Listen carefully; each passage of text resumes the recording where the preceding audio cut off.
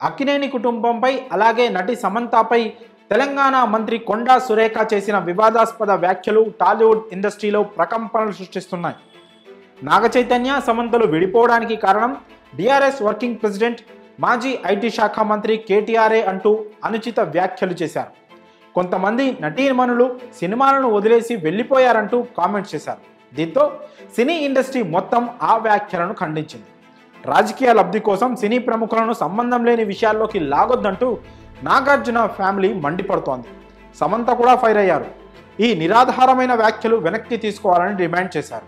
ఆమె తన వ్యాఖ్యలు వెనక్కు ఉపసంహరించుకొని క్షమాపణలు చెప్పినప్పటికీ జరగాల్సిన నష్టం అంతా జరిగిపోయింది. ఆమెపై పరువు నష్టం దావా వేశారు నాగార్జున. తమ కుటుంబ గౌరవాన్ని ప్రతిష్టను దెబ్బతీసేలా సురేఖ వ్యాఖ్యలు చేశారంటూ నాంపల్లి కోర్టులో పిటిషన్ దాఖలు చేశారు. ఇండస్ట్రీలోని ప్రతి ఒక్కరూ ఆమె వ్యాఖ్యలను ఖండిస్తున్నారు. ఇప్పుడు టాలీవుడ్ నటి రకుల్ ప్రీత్ సింగ్ కూడా తన గళాన్ని వినిపించింది. క్రియేటివిటీకి, ప్రొఫెషనలిజంలో ప్రపంచవ్యాప్తంగా తెలుగు ఇండస్ట్రీ పేరు ప్రఖ్యాతలు సంపాదించింది. ఈ అందమైన పరిశ్రమలో నేను జర్నీ చేసినందుకు గర్వంగా ఫీల్ అవుతున్నా. ఇప్పటికీ అలాగే ఉంది. ఇలాంటి నిరాధారమైన దుర్మార్గపు పుకార్లు మహిళలపై చేయడం బాధాకరం. మరింత నిరుత్సాహపరిచే విషయం ఏంటంటే బాధ్యతాయుతమైన స్థానంలో ఉన్న మరొక మహిళ ఇలాంటి కామెంట్స్ చేయడం, రాజకీయాలకు సంబంధం లేని వ్యక్తులను ఇందులోకి లాగుతున్నారు. రాజకీయ లబ్ధి కోసం నా పేరును వినియోగించడం ఆపాలని నేను కోరుతున్నాను. సెలబ్రిటీలను రాజకీయాలతో ముడిపెట్టొద్దని రకుల్ పేర్కొంది.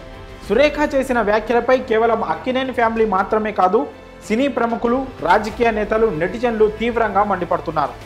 మెగాస్టార్ చిరంజీవి, వెంకటేష్, జూనియర్ ఎన్టీఆర్, అల్లు అర్జున్, నాని, మంచు మనోజ్, విజయ్ దేవరకొండ, రవితేజ, సాయి ధరమ్ తేజ్, మంచు మనోజ్, సంయుక్త మీనన్, రామ్ గోపాల్ వర్మ, రోజా, చిన్మయి, ఖుష్బూ, సుమా కనకాల, రాజశేఖర్, శ్రీకాంత్, ఓదెల, సందీప్ కిషన్, బన్నీవాసు, కిరణ్ అబ్బవరం, శైలేష్ కొలను, ఇలా ఇండస్ట్రీ మొత్తం ఏకతాటిపైకి వచ్చింది. వ్యక్తిగత విషయాలను మీ రాజకీయాల కోసం వినియోగించుకోవడం సిగ్గుచేటు, బాధాకరం అంటూ ఫైర్ అవుతున్నారు.